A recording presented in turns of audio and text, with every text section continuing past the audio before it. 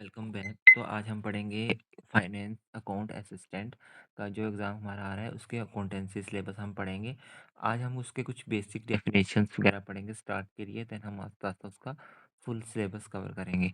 तो पहले स्टार्ट करते हैं कि फाइनेंस का सिलेबस स्टार्ट करते हैं अकाउंटेंसी से, कि अकाउंटिंग क्या होती है।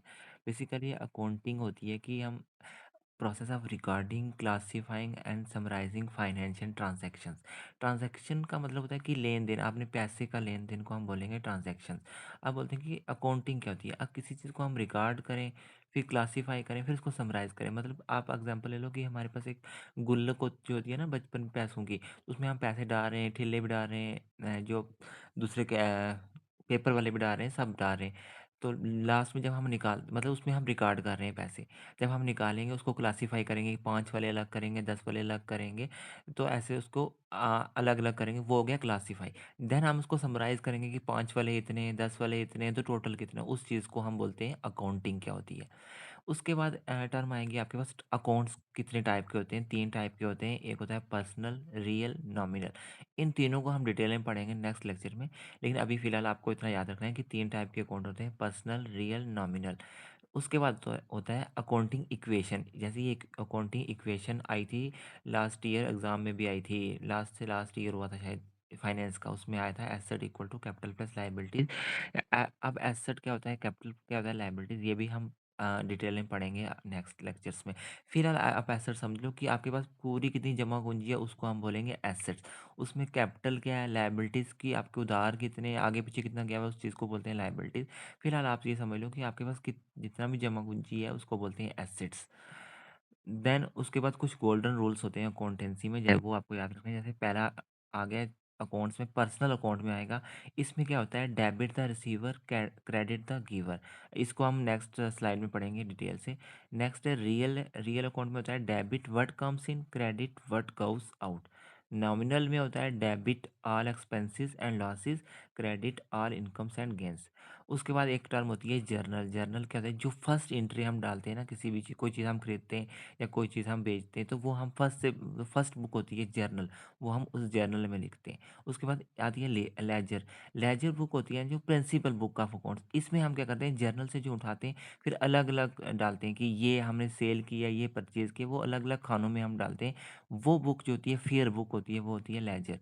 लेजर बैलेंस के बाद आता है ट्रायल बैलेंस। ट्रायल बैलेंस के बाद हम एक्यूरेसी के लिए चेक करते हैं कि हमने वो खाता ठीक लिखा है कि नहीं, उस चीज़ को ट्रायल बैलेंस। तो फर्स्ट आता है journal, then ledger, then trial balance.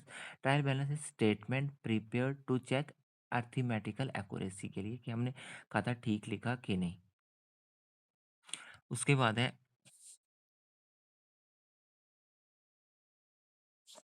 हाँ, उसके बाद आता है, पहला है पर्सनल अकाउंट रूल। अभी हमने पढ़े ना कि 3 अकाउंट होते हैं, पर्सनल, रियल, नॉमिनल। पहला हम पर्सनल अकाउंट रूल पढ़ेंगे। जैसे फर्स्ट आ गया, ये इसमें अकाउंट में ये रूल है, debit the receiver, credit the giver.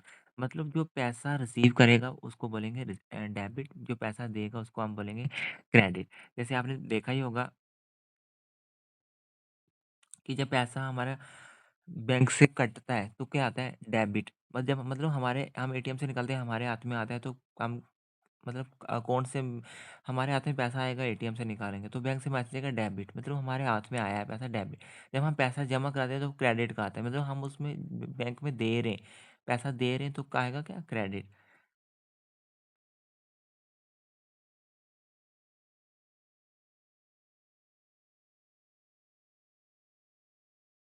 Next है रियल अकाउंट। रियल अकाउंट में डेबिट व्हाट कम्स इन।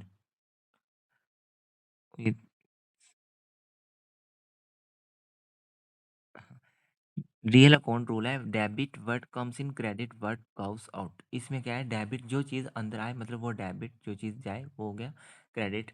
ये आ गया रियल अकाउंट में। नेक्स्ट है नॉमिनल अकाउंट रूल। होता है debit all expenses and losses, credit all incomes and gains. खर्चा या नुकसान होगा तो वो होगा डेबिट, आमदनी या मुनाफा होगा उसको को बोलेंगे क्रेडिट।